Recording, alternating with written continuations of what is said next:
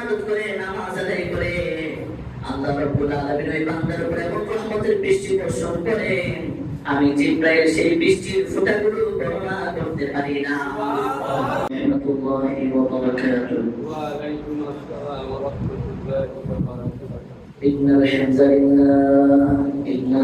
لله نحمده ونستعينه ونستغفره ونؤمن به ونتوكل عليه ونعوذ بالله من شرور أنفسنا ومن سيئات أعمالنا من يهده الله فلا مضل له ومن يضلل فلا هادي له أي فلا تجد له وليا مرشدا ونشهد أن لا إله إلا الله وحده لا شريك له ونشهد أن سيدنا ومولانا محمدا عبده ورسوله أرسله بالحق بشيرا ونذيرا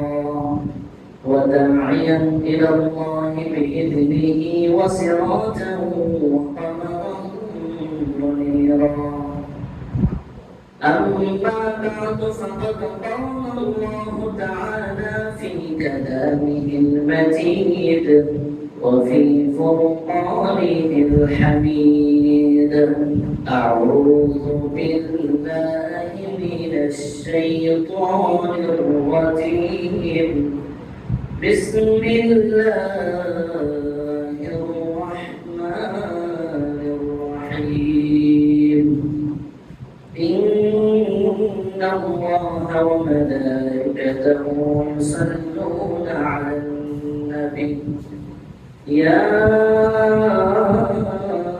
أيها الذين آمنوا صلوا عليه وسلموا تسليما اللهم صل على محمد وعلى آل محمد كما صليت على إبراهيم وعلى آل إبراهيم إنك حميد مجيد اللهم بارك على محمد وعلى آل محمد كما باركت على إبراهيم وعلى آل إبراهيم إنك حميد مجيد الحمد لله আল্লাহ রাব্বুল ইজ্জা ওয়া জালালের আরিশ দরবারে লাখ কোটি শুকর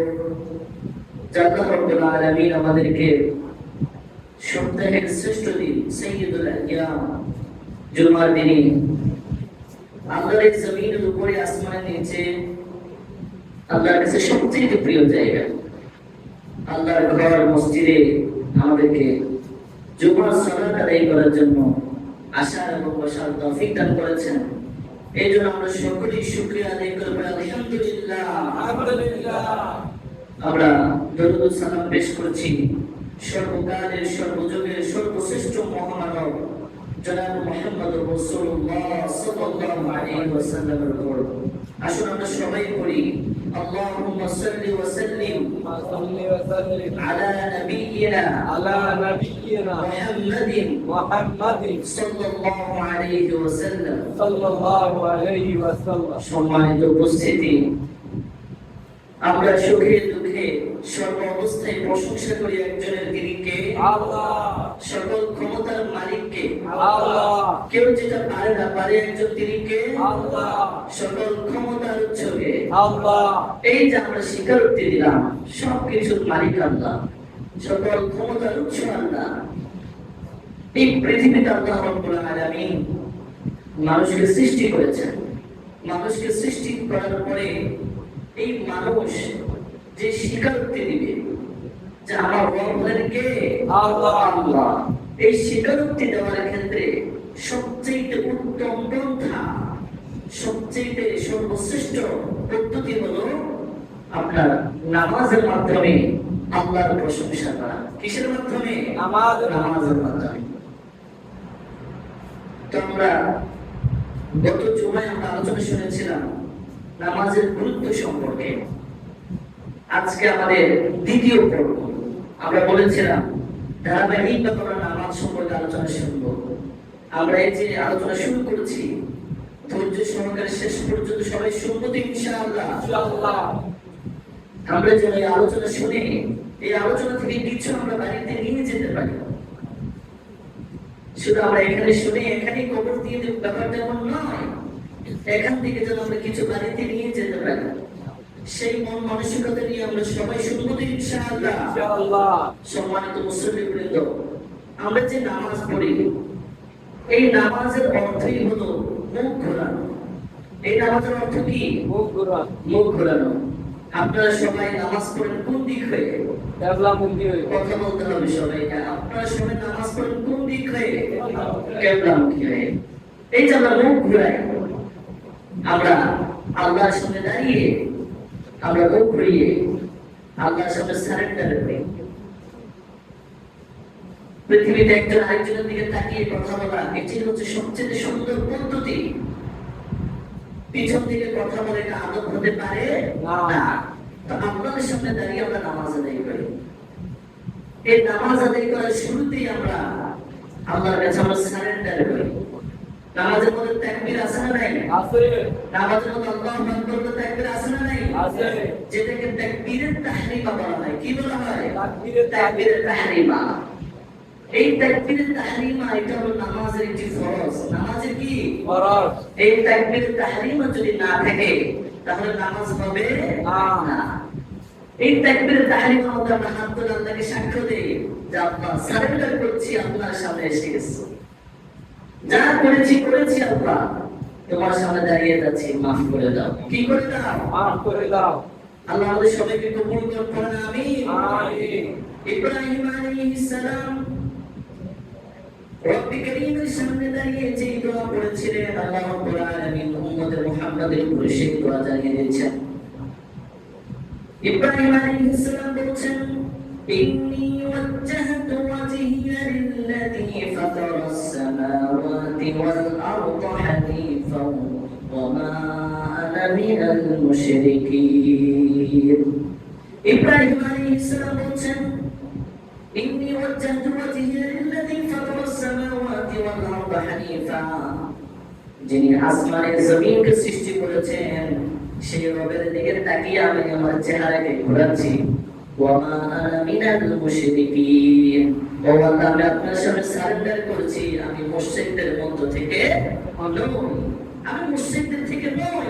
ওয়া মা আনা মিনাল মুশরিকিন, আমি মুশরিক নই। এই স্বীকারোক্তি দিয়ে নামাজে দাঁড়াই আমরা। এই নামাজ ফরজ হওয়ার কারণেই হলো যে মানুষ আল্লাহর গোলাম, আল্লাহর বান্দা হয়ে সৃষ্টি হয়েছে। আমরা সবাই আল্লাহর গোলাম, আল্লাহর বান্দা হয়ে সৃষ্টি হয়েছে। আর এই আল্লাহর গোলাম হওয়া, এই বান্দা হওয়া, এটা প্রকাশ পায় হলো একমুখী হয়ে আল্লাহর সামনে সমবেত হয়ে নিজেকে সঁপে দেওয়া আল্লাহর সামনে। মানুষের ফিতরত, মানুষের প্রকৃতি হলো মানুষ এই পৃথিবীর মধ্যে আশ্চর্যজনক বিষয়গুলো দেখে মানুষ এরকম ভাবে কাউকে না কাউকে এই পৃথিবীর মালিক বলে সাব্যস্ত করবে। কারণ এই আকাশ দিলেন কে? মানুষের ভাবে চিন্তা হয় কি হয় না? এই আসমান বানিয়েছেন কে? আল্লাহ। এই জমিন বানিয়েছেন কে?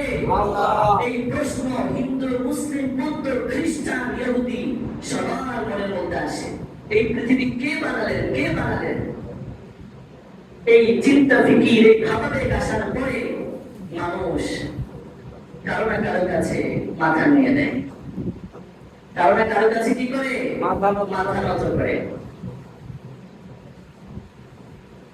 এই মুসলমানরা আল্লাহর সামনে মাথা নত করে। কার সামনে মাথা নত করে? আল্লাহ। খ্রিস্টানরা তিন খোদায় বিশ্বাসী। কয় খোদায় বিশ্বাসী? তিন খোদায়। ইহুদিরা এমনই হযরত উযাইর আলাইহিস সালামকে আল্লাহর ছেলে বলে দাবি করে। খ্রিস্টানরা হযরত ঈসা আলাইহিস সালামকে আল্লাহর ছেলে বলে দাবি করে। আর হিন্দুরা এরা তো সেই আইয়ামের জাহিলিয়াতের যুগের মতো বড় এক কোনো পাথর দেখলে ওটাকেই নমস্কার, ওটাকেই তারা ভগবান বলে। বলে কি বলে না? বলে। এরা বড় একটা গাছ দেখলে পূজা শুরু করে দেয়। আশ্চর্যজনক কোনো প্রাণী দেখলে তার পূজা শুরু করে দেয়। দেয় কি দেয় না? মূর্তির পূজা করে, যে মূর্তি তাদের কোনো উপকার করতে পারে না, কোনো উপকার করতে পারে না। এই মূর্তির পূজা করে কি করে না? যে মূর্তিকে ভগবান বলে এত প্রার্থনা করে, যেদিন এই প্রতিমা বিসর্জন দেওয়া হয় নদীতে, এই প্রতিমাকে নিয়ে গিয়ে ট্রাক থেকে নদীতে যখন ফেলে তখন সেটা ডুবতে চায় না, তখন এটাকে পাড়া দিয়ে ভেঙে তারপরে নদীর মধ্যে ডুবিয়ে দেয়। দেয় কি দেয় না? তাহলে তোমার কেমন রব হলো, যে রবকে তুমি তোমার প্রার্থনা করার পরে নদীতে ফেলে দিলেন, নদীতে যখন পানি ডুবতে চায় না তখন তুমি তার উপরে দাঁড়িয়ে তুমি ডুবিয়ে দিলে। এটা তো তোমার রব হতে পারে না। মানুষকে আল্লাহ কোরআনের গোলাম বান্দা বানিয়ে সৃষ্টি করেছেন। এই মানুষ চিন্তা ফিকির করবে এই দুনিয়াটা কে সৃষ্টি করেছেন, এই দুনিয়ার এই জমিনটা কে সৃষ্টি করলেন, আকাশকে সৃষ্টি করলেন। ছোট ছোট পিপিলিকা, এত ছোট পিপিলিকা কিভাবে বিচরণ করে জমিনের মধ্যে, আবার হাতির মধ্যে এত বড় প্রাণী কিভাবে জমিনের মধ্যে এত খাবার খেয়ে বেঁচে থাকতে পারে, সমুদ্রের জলরাশির মধ্যে তিনি মাছ কি করে এত খাবার খায়। এই চিন্তা ফিকির মানুষ করবে, মানুষের প্রকৃতি বলে মানুষ চিন্তা করবে। আর এই চিন্তা করে মানুষ একজন না একজনকে তাদের রব বলে স্বীকৃতি দিয়ে দেবে। আর মুসলমানরা আল্লাহ রাব্বুল আলামিনকে নিজেদের রব বলে স্বীকৃতি দিয়ে দেয়। সুবহানাল্লাহ। আল্লাহকে রব বলে স্বীকৃতি দেয়। এখন এই ইসলামের মূল দাওয়াতই হলো মানুষের ফিতরত অনুযায়ী, মানুষের অভ্যাস প্রকৃতি অনুযায়ী আল্লাহ রাব্বুল আলামিন ইবাদতকে সেট করেছেন।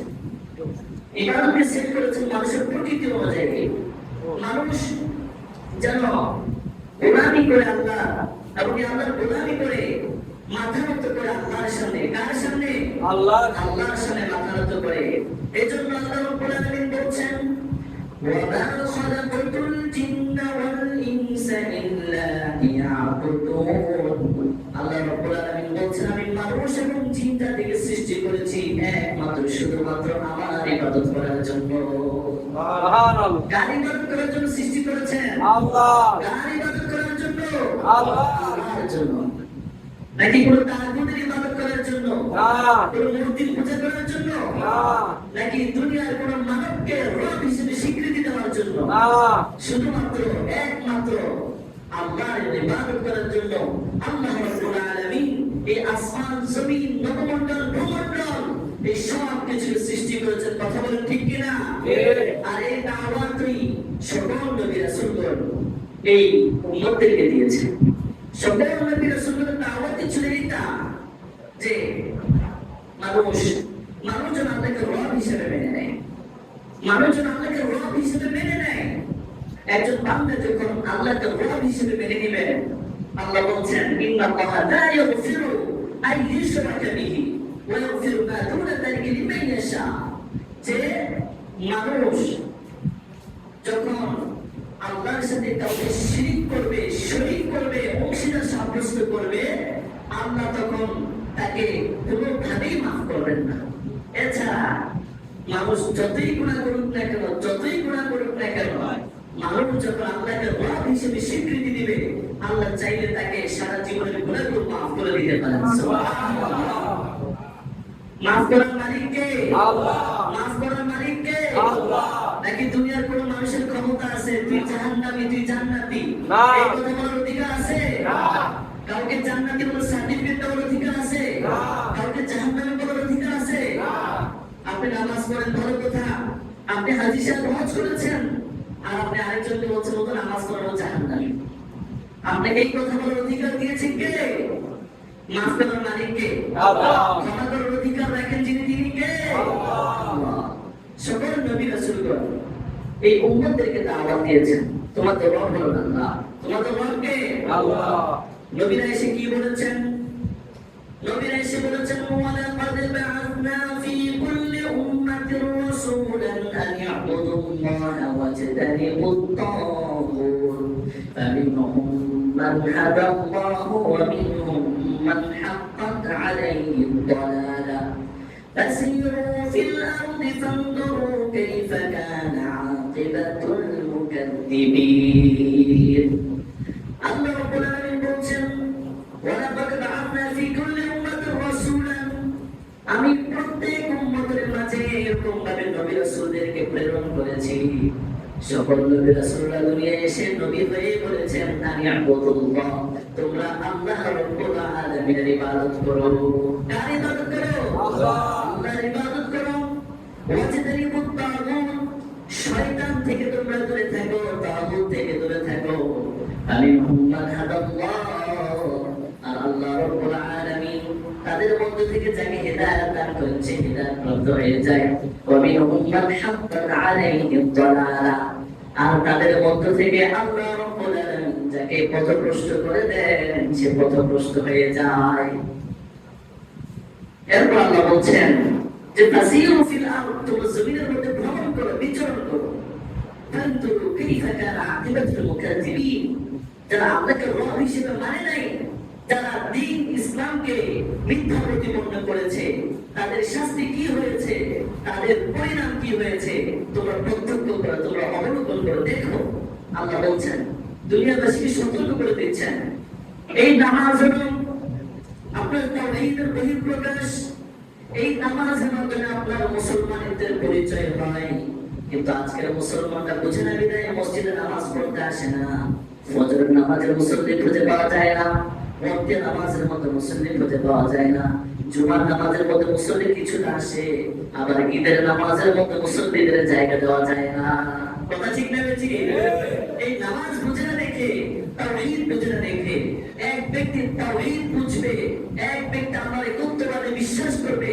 আর ওই ব্যক্তি নামাজ পড়বে না এটা হতে পারে না এই নামাজের মাধ্যমে আপনার তাওহীদের বহিঃপ্রকাশ হয় এই তাওহীদের পক্ষে যারা থাকবে তাদেরকে নামাজ পড়তেই হবে তাদেরকে কি করতে হবে নামাজ পড়তেই হবে এই নামাজ ছাড়া মুমিনের কোনো বিকল্প হতে পারে না এই পৃথিবীর মধ্যে সব সময় বের করা হয়েছে এক পক্ষ আল্লাহর দলে আরেক পক্ষ শয়তানের দলে এক পক্ষ মুসার দলে আরেক দল এরকম ভাবে ফিরআউনের দলে আরেক দল এরকম ভাবে মুহাম্মদ সাল্লাল্লাহু আলাইহি ওয়াসাল্লামের দলে আর আরেক দল হলো আবু জাহেলের দলে কার দলে আবু জাহেলের দলে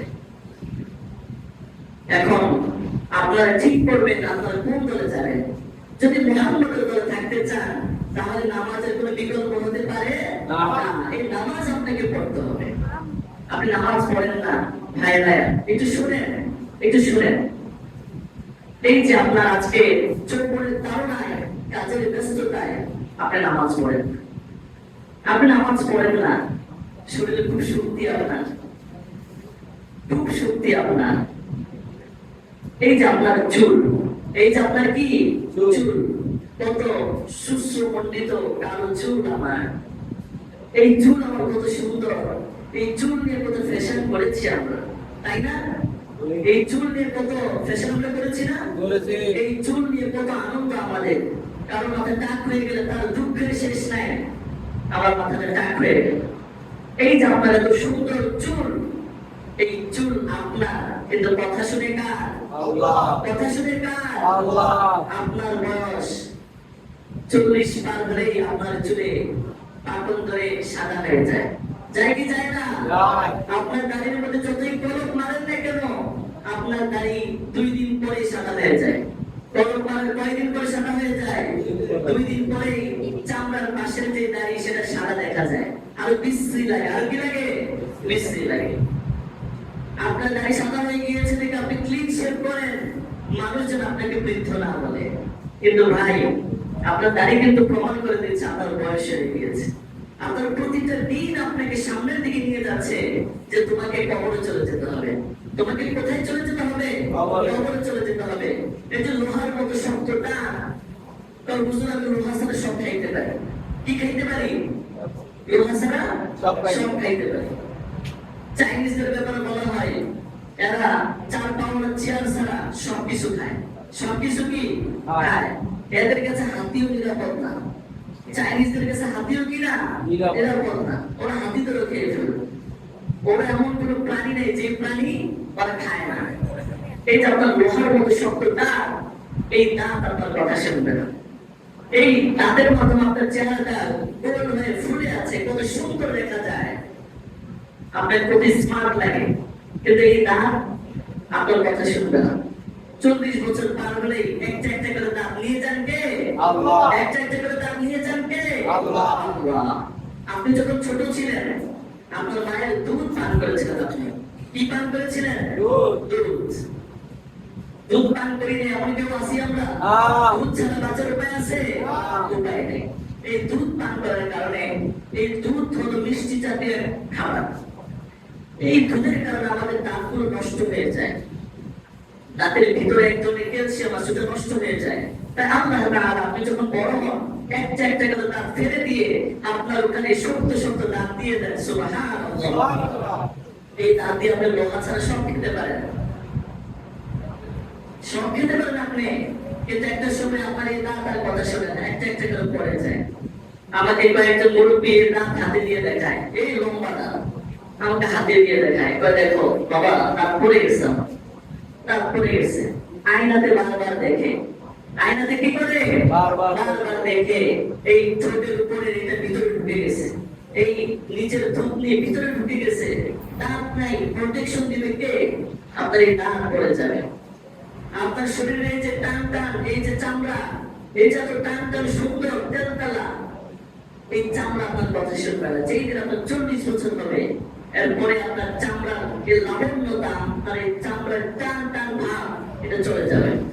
আপনার চামড়া ছেড়ে দেওয়া শুরু করবে। আপনার চামড়া কি করবে? ছেড়ে দেওয়া শুরু করবে। যতই আপনি যুবক থাকতে চান না কেন, বৃদ্ধ আপনাকে ধরে ফেলবে।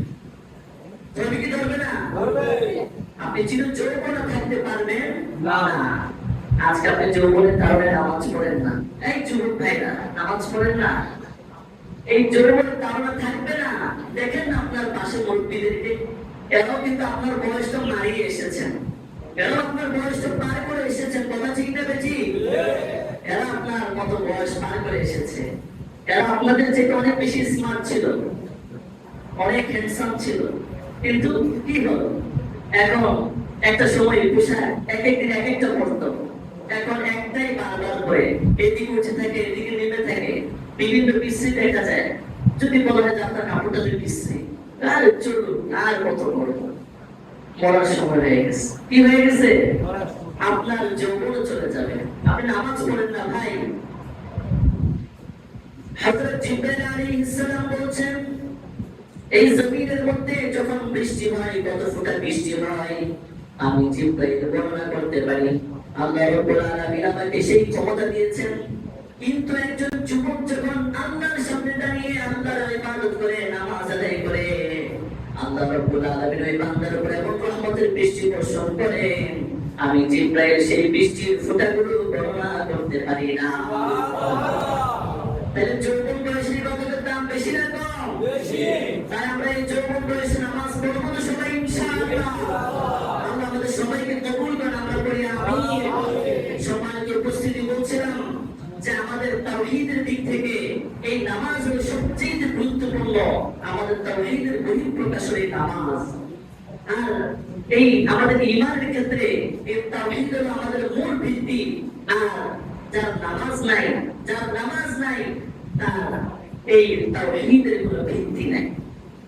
রাসূলুল্লাহ সাল্লাল্লাহু আলাইহি ওয়াসাল্লাম বলেছেন, যারা নামাজ পড়ে না তারা আল্লাহর সাথে কোনো সম্পর্ক রাখে না।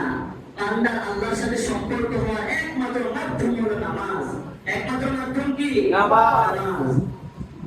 নবী সাল্লাল্লাহু আলাইহি ওয়াসাল্লাম মিরাজ গেলেন, আল্লাহর সাথে বন্ধুর সাথে সাক্ষাৎ করলেন। আল্লাহ রাব্বুল আলামিন ওনাকে অভ্যর্থনা জানালেন। নবী যখন মিরাজের পরে দুনিয়ার আকাশে এসে মানুষের কাছে আসলেন, সাহাবায়ে কেরাম বললেন, ইয়া রাসূলুল্লাহ, আপনি তো আল্লাহর হাবিব, আল্লাহর রাসূল, আপনি তো আল্লাহর সাথে সাক্ষাৎ করেছেন, কিন্তু আমরা তো সাধারণ উম্মাহ, আমরা আল্লাহর সাথে সাক্ষাৎ করব কিভাবে? আমরা রবের দেখা পেতে পারি কিভাবে? তখন আল্লাহর নবী বললেন সাহাবায়ে কেরামদেরকে, ও আমার সাহাবীরা, তোমরা মন খারাপ করো না। তোমরা যখন নামাজে দাঁড়াও, নামাজে দাঁড়িয়ে যখন তোমরা সিজদায় যাও, তখন বান্দা রবের সবচেয়ে নিকটবর্তী হয়ে যায়। সুবহানাল্লাহ। যখন সিজদায় গিয়ে সুবহান রাব্বিয়াল আ'লা বলে, এই জমিনের মধ্যে সবচেয়ে নিচু স্থান সিজদা। এই জমিনের মধ্যে কপাল থেকে ঠুকরে দিয়ে যখন বলে, আমার রব আল্লাহ হলেন সবচেয়ে উঁচু। আমার রব কি? সবচেয়ে উঁচু। এই স্বীকারোক্তি যখন বান্দা দিয়ে দেয়, তখন বলা হয় বান্দা রবের কুদরতি পায়ের মধ্যে সিজদা করে দেয়। এই মানুষ মাথা নত করতে পারে একজনের কাছে, তিনি কে? আল্লাহ। নাকি কোনো বাবার পায়ে সিজদা দেওয়া যাবে? কোনো মাজারে সিজদা দেওয়া যাবে? মুসলমানের মাজারে সিজদা দেওয়ার সাথে কোনো সম্পর্ক থাকতে পারে না। কোনো বাবা কোনো কিছু করতে পারে না। এই যে বিশেষ করে যাদের সন্তান হয় না, এই যে সমস্ত ভাইরা, এই সমস্ত মারা বোনরা মাজারে যায়। কোথায় যায়? মাজারে যায়। সন্তান দিতে পারেন কে? আল্লাহ। আবার সন্তান দিতে পারেন কে? আল্লাহ। আবার ছেলে মেয়ে পুরোটাই দেন না, তিনি কে? আল্লাহ। দেখেন, সন্তান দিতেও পারেন তিনি, নিতেও পারেন তিনি। আবার সন্তান না দিয়ে একেবারে সন্তানহীন করে দিতে পারেন কে? আল্লাহ। তাহলে আমরা ছাড়া কেউ সন্তান দিতে পারে না, তাহলে আমরা কেন মাজারে যাব? আমরা কেন পীরের কাছে যাব? পীরের পায়ে সিজদা দেওয়া যাবে না, কোনো মাজারে যাওয়া যাবে না। এগুলোর সাথে মুসলমানের কোনো সম্পর্ক থাকতে পারে না। এটা শিরক। এটা কি? শিরক। আর আপনাদেরকে আমি বলেছি, আল্লাহ বলছেন যে আল্লাহ তাআলা যারা শিরক করে এদেরকে কখনোই মাফ করবেন না। এছাড়া আল্লাহ যাকে ইচ্ছে তাকেই মাফ করে দিবেন। সুবহানাল্লাহ। সুতরাং এই নামাজ হলো ঈমানের মূল ভিত্তি। যার নামাজ নাই তার কিছুই নাই। আল্লাহর হাবিব বলেন, যারা নামাজ পড়ে না, আল্লাহর সাথে তাদের কোনো সম্পর্ক থাকতে পারে না। এই জন্য বান্দার আবশ্যক হলো একাগ্রচিত্তে, একেবারে একাগ্রচিত্তে, একেবারে খালিস নিয়তে আল্লাহর সামনে মাথা নত করা। কার সামনে মাথা নত করা? আল্লাহর সামনে। এখন এই মাথা যে আমরা নত করবো মনোযোগের সাথে, আদব সহকারে, নাকি আসবেন আপনার ডিউটির তারা, আপনার অফিসের তারা দিয়ে আপনি কাকের মতো দুইটা ঠোকর দিয়ে দৌড় দিবেন, এরকম নামাজের কোনো দাম থাকতে পারে না। মনোযোগের সাথে, আদব সহকারে। আপনি প্রেসিডেন্ট ভবনে যাবেন, আপনি প্রাইম মিনিস্টারের ভবনে যাবেন, ওখানে কি আপনি হুট করে যাবেন, হুট করে চলে আসতে পারবেন? ওখানে প্রথমে আপনাকে অনুমতি নিতে হবে, ওই চিহ্নটা উপস্থান করতে হবে, আপনাকে অপেক্ষা করতে হবে। তারপরে অনুমতি হলে আদব সহকারে স্বাধীনতার সাথে, ভদ্রতার সাথে আপনাকে যেতে হবে।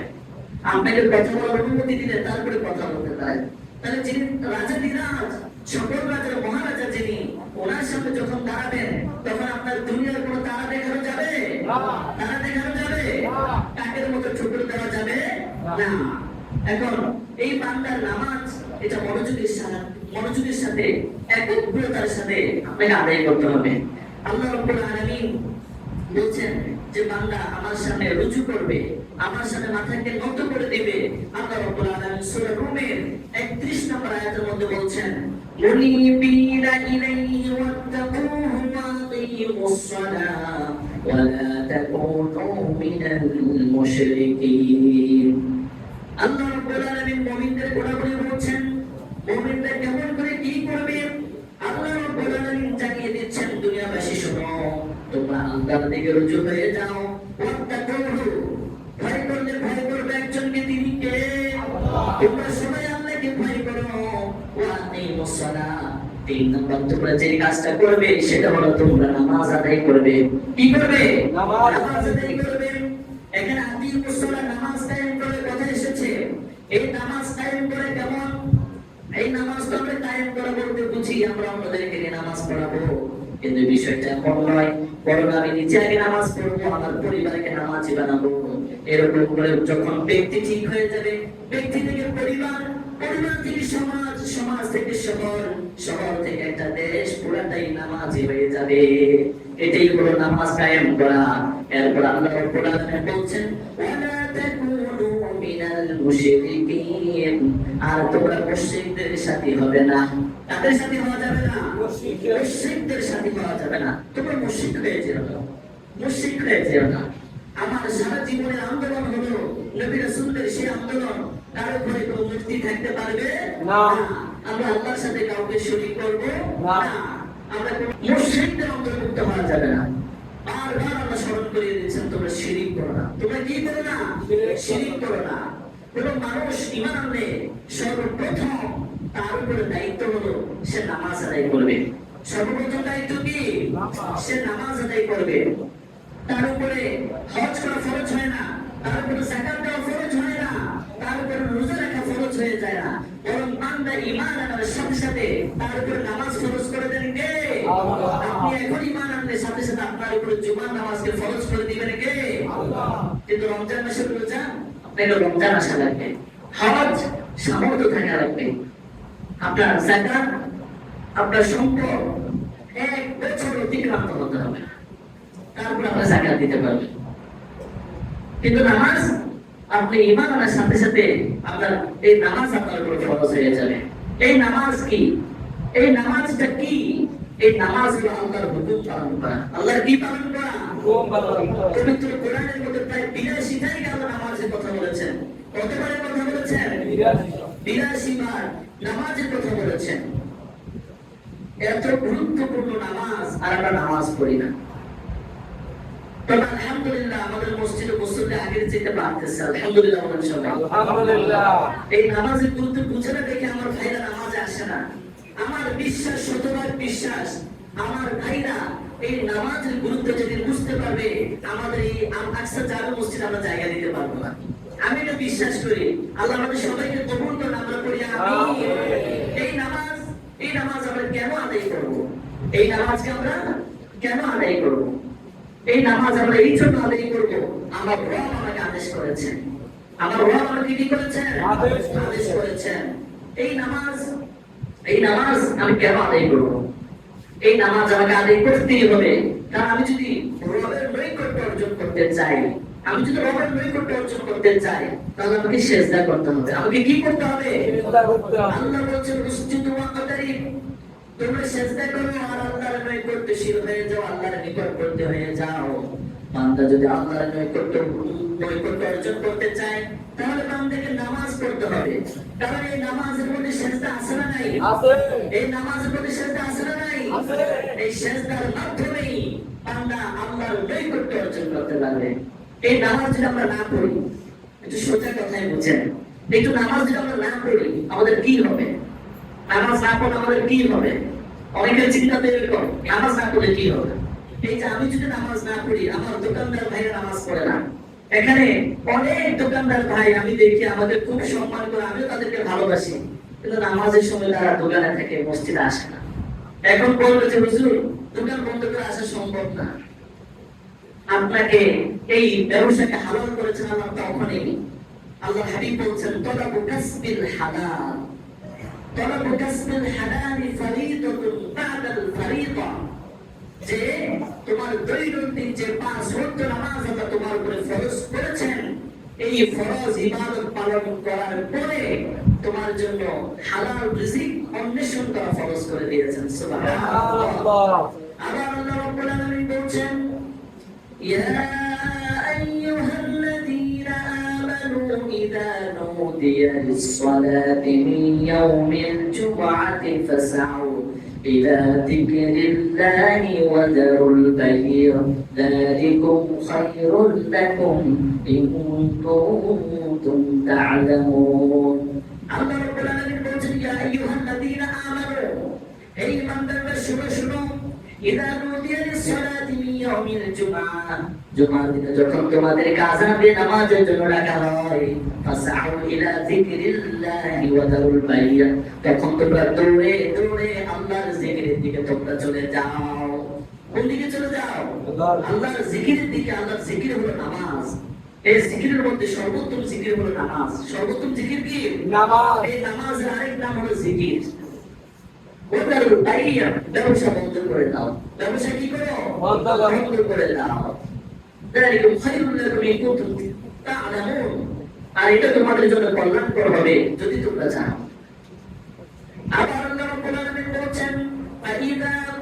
الصلاة فانتشروا في الأرض وابتغوا من فضل الله واذكروا الله كثيرا لعلكم تفلحون আল্লাহ রাব্বুল আলামিন বলছেন ফাইদা কুদিয়াতিস সালাহ যখন তোমরা নামাজ আদায় করে ফেলবে তোমরা মসজিদের মধ্যে বসে থাকবে না ফাইদা কুদিয়াতিস সালাহ ফান্তাশিরু ফিল আরদ নামাজ যখন আদায় হয়ে যাবে তখন তোমরা জমিনের মধ্যে ছড়িয়ে যাও ওয়াবতাগু মিন ফাদলিল্লাহ আর তোমরা আল্লাহ রাব্বুল আলামিনের অনুগ্রহ আল্লাহ রাব্বুল আলামিনের দেওয়া রিজিক তোমরা তালাশ করতে থাকো সুবহানাল্লাহ কত সুন্দর সিস্টেম ইসলামে নামাজ আদায় করে তুমি মসজিদের মধ্যে বসে থাকবা হাত পা গুটিয়ে বসে থাকবা আল্লাহ তোমাকে খাওয়াবে না আল্লাহ বলছে নামাজ আদায় করো নামাজ আদায় করার পরে তুমি জমিনের মধ্যে বের হয়ে যাও কোথায় বের হয়ে যাও জমিনের মধ্যে তোমরা ছড়িয়ে যাও এবং তোমরা আল্লাহর দেওয়া রিজিক তোমরা তালাশ করতে থাকো সুবহানাল্লাহ তো বলছিলাম ব্যবসায়ী ভাইরা আপনারাও চাইলে কিন্তু নামাজে চলে আসতে পারেন আর আমার বিশ্বাস আপনারা যদি মসজিদে আসেন তাহলে আপনাদের প্রত্যেকের দোকানে যে কাস্টমার গুলো থাকে তারাও নামাজ হয়ে যাবে যেই সমাজের মধ্যে দোকানদারও নামাজে থাকবে ওই সমাজের কাস্টমারও নামাজ হয়ে যাবে কথা ঠিক না বেশি আল্লাহ আমাদের সবাইকে নামাজ হিসেবে কবুল করুন আমরা করি আমিন ভাই আমার বলছিলাম যে এই নামাজ আমাদেরকে আদায় করতে হবে এই নামাজ যদি আমি আদায় না করি তাহলে আমার কি হবে বলছিলাম এই নামাজ যদি আমি আদায় না করি এই যে আমাদের মসজিদ আপনারা ঢুকেছেন খুব সহজ ভাবে আমি বলি এই যে নামাজ আপনি আসলেন এই নামাজে আমাদের মসজিদে একটা গেট আছে না নাই আছে আমাদের মসজিদের মধ্যে গেট আছে না নাই আছে আবার যদি আপনি একটু হাই সোসাইটিতে যান তাহলে অনেকগুলো আপনাকে গেট থাকে দুই তিনটা চারটা গেট থাকে আমাদের মসজিদ তো ছোট এরকম বড় বড় অনেকগুলো গেট হতো কি হতো না এই যতগুলো গেট আপনাকে এই গেটগুলো পার করেই মসজিদে আসতে হবে কথা ঠিক না বেশি আমাদের মসজিদের যিনি দায়িত্বশীল আছেন উনি যদি এখন মসজিদে তালা লাগিয়ে দিতেন আপনারা ঢুকতে পারতেন পারতেন না তো এই নামাজ না পড়লে আপনার কি হবে সহজ ভাবে বুঝেন জান্নাতে ঢুকতে হলে আপনার চাবি লাগবে কি লাগবে আল্লাহ হাবিব বলেন মিফতাহুল জান্নাতি আস-সালাম জান্নাতের চাবি হলো নামাজ ওয়া মিফতাহুস সালাতি আল-ওযু আর নামাজের চাবি হলো ওযু করা অর্থাৎ পবিত্রতা অর্জন করা এই জান্নাতে যদি আপনি ঢুকতে চান তাহলে আপনাকে নামাজ আদায় করতে হবে তাহলে আপনাকে কি করতে হবে নামাজ আদায় করতে হবে ভাইরা আমার এই নামাজ না পড়ে জান্নাতে যাওয়া যাবে না এই নামাজ না পড়ে জান্নাতে যাওয়া যাবে না তাই আমাদেরকে এই কথাগুলো খুব মনোযোগ দিয়ে মনে রাখতে হবে আমি জান্নাতে যেতে চাই আচ্ছা এই দুনিয়াতে কে আছেন যে আগুনের উপর হাত দিয়ে রাখতে পারবেন কেউ পারবেন আগুনের উপর হাত দেওয়া সম্ভব না এই দুনিয়ার আগুনের চেয়ে জাহান্নামের আগুন কত ভয়ঙ্কর হবে আচ্ছা আপনারা একটু কথা বলবেন যে এখানে যারা আছেন যারা বাবা আছেন সন্তানের বাবা যারা কি সন্তানের বাবা আপনারা সবাই এরকম আমার কথা জবাব দিবেন যে এখানে যারা বাবা আছেন প্রত্যেকের সন্তানকে ভালোবাসেন কথা ঠিক না বেশি এমন কে আছেন হাত তুলে তো দেখি যে সন্তানকে ভালোবাসেন না একটু হাত তুলেন কেউ আছেন যে হুজুর আমি আমার সন্তানকে ভালোবাসি না কেউ আছেন এই জায়গায় অনেক সন্তান খুঁজে পাওয়া যাবে বাবাকে ভালোবাসতে চায় না ওই যে এরকম শাসন করে বকাবকি করে প্রমোদ দেয় পড়াশোনার জন্য চাপ দেয় সন্তান খুঁজে পাওয়া যায় ছোট মানুষ বুঝে না কিন্তু বাবার কে আছে একটু হাত তুলেন না দেখি যে সন্তানকে ভালোবাসেন না যে হুজুর আপনি যা বলছেন সব ঠিক কিন্তু আমি আমার ছেলেকে ভালোবাসি না কেউ আছেন কেউ হাত তোলেন এত মানুষ কেউ হাত তোলেন কেউ আছেন এই জায়গায় কেউ নাই দেখেন এই যে আপনার সন্তানকে আপনি ভালোবাসেন আপনার সন্তানকে আপনি ফজর নামাজে ডাকেন না আপনার সন্তানকে আপনি নামাজের কথা বলেন না আপনার সন্তানকে আপনি নামাজের জন্য আদেশ দেন না নামাজের জন্য আপনি কঠোরতা করেন না সকালবেলা ডাকবেন না স্বাস্থ্য খারাপ হয়ে যাবে বলে আপনার সন্তানকে আপনি ভালোবাসেন মাথার ঘাম পায়ে ফেলে আপনার সন্তানকে আপনি মানুষের মতো মানুষ করেছেন যে মারা আছে এই মারা তাদের নিজেদের সন্তানদেরকে 9 থেকে 10 মাস গর্ভে ধারণ করে প্রসব করেছে ছোট্ট সরু একটা জায়গা থেকে এত বড় বাচ্চা বের হয়েছে এই সন্তানকে ধীরে ধীরে মানুষের মতো মানুষ করেছে এত ভালোবাসা এত মায়া এত মহব্বত কিন্তু এই সন্তানকে আপনি ভালোবাসেন কিন্তু তাকে আপনি চিরস্থায়ী জাহান্নামী বানিয়ে দিচ্ছেন কি বানিয়ে দিচ্ছেন? জাহান্নামী। চিরস্থায়ী জাহান্নামী বানিয়ে দিচ্ছেন। আপনি নামাজ পড়াতে বলেন না তাকে, নামাজের কথা বলেন না কেন ভাই? কেন আপনি এমন করেন? আপনার সন্তানকে যদি আপনি ভালোবাসেন তাহলে আপনি নামাজের কথা বলেন তাকে আপনি একটা এরকম লাইফ দেন, তাকে আপনি একটা সুন্দর ব্রাইট লাইফ দেন, সুন্দর লাইফ, আনন্দিত লাইফ তাকে দান করেন।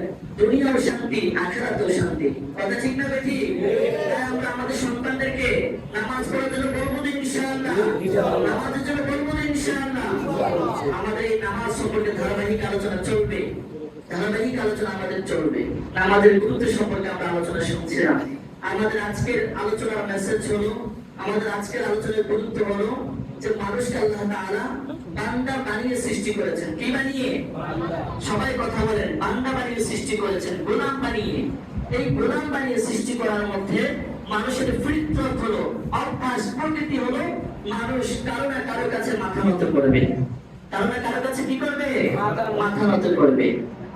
এই জন্য আল্লাহ রাব্বুল আলামিন বলছেন যে আমি মানুষের ফিতরত অনুযায়ী তাদের জন্য ইবাদতকে ধার্য করে দিয়েছি। তাই আমি আপনাদেরকে বলবো, আমাদের এই কপাল আর নাক যদি রেজিস্টার খাতা হয়ে যায়, আর এই জমিন যদি কলম হয়ে যায়, হ্যাঁ, এই জমিন যদি রেজিস্টার খাতা হয়, আর আমাদের নাক আর এই কপাল যদি কলম হয়ে যায়, তাহলে আল্লাহর নৈকট্য অর্জন করতে আর কোনো সমস্যা হবে না। আমরা আল্লাহর নৈকট্য অর্জন করতে চাই কি চাই না? আল্লাহ আমাদের সবাইকে পাঁচ ওয়াক্ত নামাজ হিসেবে কবুল করেন, আমরা পড়ি আমিন। আর আপনারা স্বীকারোক্তি দিয়েছেন সবাই যে হুজুর, আমরা আমাদের সন্তানদেরকে সবচেয়ে বেশি ভালোবাসি, সবচেয়ে বেশি ভালোবাসি। যে হুজুর ঠিক আছে, স্বীকারোক্তি দিলাম। আমি আপনাদের কাছে এখন আবদার করবো, আপনার সন্তানকে যদি আপনি ভালোবাসেন, আপনি তাকে পাঁচ ওয়াক্ত নামাজই বানান। আপনার সন্তানকে আপনি ভালোবাসেন, আপনি চান না আপনার ছেলে নেশা করবো, আপনি চান না আপনার ছেলে এরকম খারাপ হয়ে যায়, তাহলে আপনার ছেলে চিরস্থায়ী জাহান্নামী হোক, এটাও আপনি চান না। তাহলে এই সন্তানকে নামাজের জন্য বলবেন তো সবাই ইনশাআল্লাহ। আল্লাহ তাআলা আমাদের সবাইকে কবুল করেন, আমরা পড়ি আমিন। যা কিছু বলেছি, শুনেছি, সবকিছু কোরআন ও হাদিসের আলোকে বলেছি। এর মধ্যে ভুল যদি কোনো মেসেজ দিয়ে থাকি, আল্লাহ আমাদের স্মৃতিপট থেকে মুছে দেন, আমরা পড়ি আমিন। আর এর মধ্যে চিরকল্যাণকর মহাবিশ্বয় পবিত্র কোরআনুল কারীম থেকে যা বলেছি, আল্লাহ আমাদের সবাইকে আমল করার তৌফিক দান করেন, আমরা পড়ি আমিন।